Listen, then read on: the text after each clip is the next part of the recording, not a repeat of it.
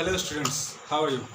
Today we discuss about chapter 3 atom and molecules. ठीक है, one lecture इसमें complete हो चुका था. ठीक है, पिछले चैप्टर में हमने क्या डिस्कस किया था? एटम्स क्या होते हैं, मॉलिक्यूल्स क्या होते हैं, आयंस क्या होते हैं. ठीक है, इट्स तो आज हमें क्या डिस्कस करना है? Law of chemical combination. Clear है? तो लॉ ऑफ केमिकल कॉम्बिनेशन में आपको मैं दो रोल बताऊंगा. ठीक है, तो स्टार्ट करते हैं. ठीक है, दो साइंटिस्ट हुए. ठीक है, एक एंटोनियो लेवासियर और दूसरे प्राउस्टे. ठीक है, एंटोनियो लेवासियर कहाँ गए थे? ये फ्रेंच के केमिस्ट थे. ठीक है, और जो प्राउस्टे थे वो अंग्रेज थे. ठीक है, तो इन दोनों लोगों ने मिलके दो रूल दिए. ठीक है, पहला रूल क्या था? Law of conservation of mass. ठीक है, law of conservation of mass. ये क्या कहता है? This law proposed by French chemist Antonio Lavoisier in 1774. ठीक है, 1774 में एंटोनियो लेवासियर ने एक रूल दिया, एक लॉ दिया. क्या दिया? Conservation of mass.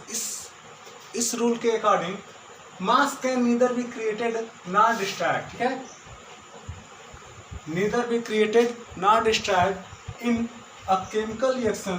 ठीक है, किसी भी केमिकल रिएक्शन में. ठीक है, किसी भी केमिकल रिएक्शन में जो मास है वो न तो क्रिएट किया जा सकता है न तो डिस्ट्रॉय किया जाता है. कहने का मतलब ये है कि जब भी कोई रिएक्शन टेक्स प्लेस या आगे बढ़ती है तो जो भी हमारे रिएक्टेंट का मास होगा. ठीक है, जो भी रिएक्टेंट का मास होगा वो प्रोडक्ट के मास के क्या होगा? इक्वल होगा. और ये इक्वल जरूर होना चाहिए. अगर मास इक्वल नहीं है तो रिएक्शन हमारी क्या है? गलत है. जैसे अगर मैं इस रिएक्शन की बात करूं as a example, carbon plus oxygen जब दोनों कंबाइन होंगे तो क्या बनेगा? कार्बन डाइऑक्साइड बनेगा. ठीक है, तो देखो कार्बन के वन मॉलिक्यूल का मास कितना होता है? 12 ग्राम. ठीक है, और ऑक्सीजन यहाँ पे दो ऑक्सीजन. ठीक है, एक ऑक्सीजन वन मॉलिक्यूल का मास कितना होगा? 16 होगा और दूसरे का भी क्या होगा? 16 होगा. ठीक है, तो यहाँ पे दो मॉलिक्यूल हो गए तो दो मॉलिक्यूल का मास कितना हो गया?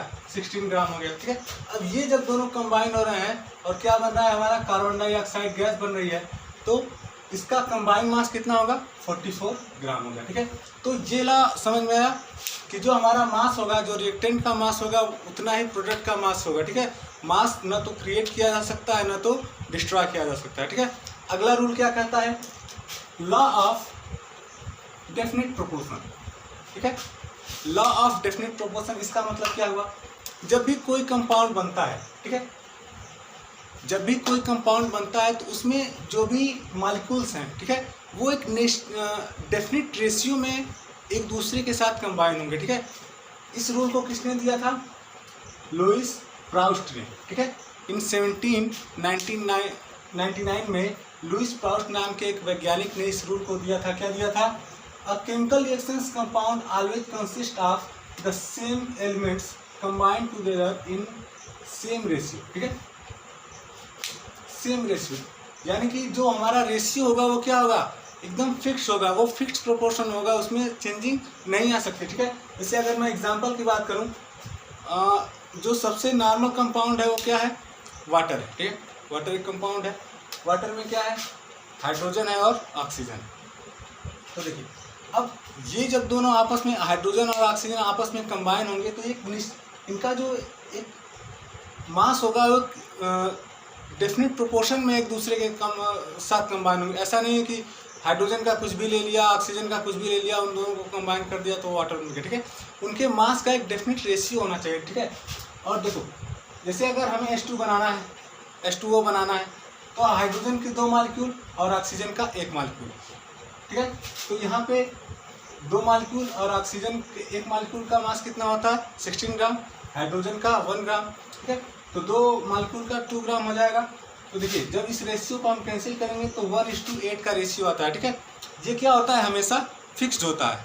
ठीक है, ये रेशियो H2O का कैसा भी वो ले लीजिए मगर H2O का रेशियो क्या होगा? हमेशा 1:8 ही आना चाहिए.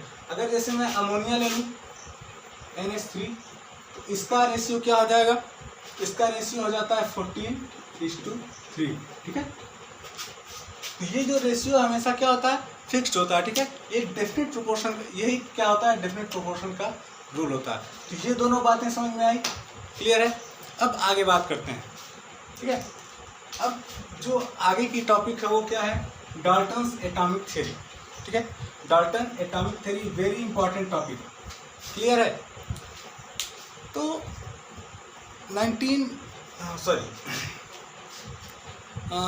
ब्रिटेन में एक साइंटिस्ट हुए जिनका क्या नाम था, जॉन डाल्टन, ठीक है। काफ़ी इन्होंने ही क्या किया, एटम की खोज की, उसको एटम नाम दिया, ठीक है। तो देखो इन्होंने क्या दी, एक एटॉमिक थ्योरी दी, ठीक है। इस एटॉमिक थ्योरी के अकॉर्डिंग क्या कहते हैं, ऑल मैटर्स, ठीक है, वेदर एलिमेंट्स, कंपाउंड्स और mixtures is composed of small particles called atoms, ठीक है। डाल्टन की एटॉमिक थ्योरी क्या कहती है कि जो भी एलिमेंट है, ठीक है, जो भी मैटर है, या फिर वो एलिमेंट हो, कोई कंपाउंड हो या कोई मिक्सचर हो, ठीक है, वो क्या होता है, छोटे छोटे टीनी पार्टिकल से मिलके बना होता है, ठीक है। इसी टीनी पार्टिकल को क्या कहा जाता है, एटम नाम दिया इन्होंने, क्या नाम दिया, एटम नाम दिया, ठीक है। विच पार्टिसिपेट इन केमिकल रिएक्शंस, एक ऐसा छोटा से छोटा पार्टिकल, स्मॉलेस्ट टीनी पार्टिकल जो क्या करता है, पार्टिसिपेट करता है किसमें, केमिकल रिएक्शंस में, वो क्या कहलाता है, एटम कहलाता है, ठीक है। विच पार्टिसिपेट इन केमिकल रिएक्शन, ठीक है। देखो तो क्या होते हैं, जो जितने भी मैटर होते हैं टीनी पार्टिकल से मिलके बने होते हैं, और वो क्या करते हैं, वो केमिकल रिएक्शन में पार्टिसिपेट करते हैं। ये क्या है, अगर मैं एक्सप्लेनेशन देना चाहूँ डाल्टन एटॉमिक थ्योरी का, तो पहला एक्सप्लेनेशन क्या होगा कि जो भी मैटर है, ऑल मैटर्स, ठीक है, वो किससे बने होते हैं, made by very tiny particles, बहुत ही छोटे छोटे टीनी पार्टिकल्स से मिलकर बने होते हैं, ठीक है। विच कॉल्ड एटम्स, जिन्हें क्या कहा जाता है, एटम कहा जाता है। विच पार्टिसिपेट इन केमिकल रिएक्शंस, जो केमिकल रिएक्शन में पार्टिसिपेट करते हैं, ठीक है। दूसरा क्या एक्सप्लेनेशन हो सकता है, एटम कैन नॉट क्रिएटेड और डिस्ट्रॉयड इन केमिकल रिएक्शन, ठीक है। जो एटम है, ठीक है, अभी मैंने आप लोगों को law of conservation of mass बताया, ठीक है। उसी के अकॉर्डिंग जो एटम्स हैं, ठीक है, वो किसी भी केमिकल रिएक्शन में ना तो क्रिएट किए जा सकते हैं, ना तो डिस्ट्रॉय किए जा सकते हैं। एक इम्पॉर्टेंट चीज़ यहाँ पे और नोट कीजिएगा, जितनी भी हमारी रिएक्शंस होती हैं, ठीक है, जितनी भी हमारी रिएक्शंस होती हैं वो इसी रूल के अकॉर्डिंग आगे बढ़ती हैं, इस रूल के, लॉ ऑफ कंजर्वेशन ऑफ मास। अगर ये रूल फॉलो नहीं करती हैं तो रिएक्शन आगे नहीं बढ़ सकती, कंप्लीट नहीं हो सकती, ठीक है। तो रिएक्शन को कंप्लीट होने के लिए ये रूल फॉलो करना बहुत ज़रूरी होता है। और ये रूल क्या है, जितना मास रिएक्टेंट का है उतना मास क्या होना चाहिए, प्रोडक्ट का होना चाहिए, ठीक है। तो बात करते हैं, हम बात कर रहे थे यहाँ पे डाल्टन की एटॉमिक थ्योरी पे। तो दो एक्सप्लेनेशन हमने देखा। तीसरा एक्सप्लेनेशन क्या है, atoms of different elements have different masses and different chemical properties, ठीक है। ऐसा तो है नहीं कि अगर डिफरेंट टाइप के एलिमेंट्स हैं, ठीक है, उनकी प्रॉपर्टीज सेम हो जाए, उनके मासेस सेम हो जाए, ठीक है, ऐसा कभी नहीं हो सकता। अगर डिफरेंट टाइप के एलिमेंट्स हैं तो उनके मासेस क्या होंगे, डिफरेंट होंगे, और उनके क्या होंगे, केमिकल प्रॉपर्टीज भी क्या होंगी, डिफरेंट होंगी, ठीक है। तो आज की वीडियो में इतना ही, ठीक है। प्रॉपर स्टडी आप करते जाइए, मैं इतना ही कहूँगा। जो भी डाउट हैं, जो भी क्वेरीज हैं, आप मुझसे बेहिचक पूछ सकते हैं, ठीक है। और हाँ, यूट्यूब चैनल को ज़रूर सब्सक्राइब कर लीजिएगा, और बेल आइकन को अगर दबा देंगे तो जो भी वीडियो अपलोड होंगी वो तुरंत आपके नोटिफिकेशन पहुंच जाएंगे, ठीक है। और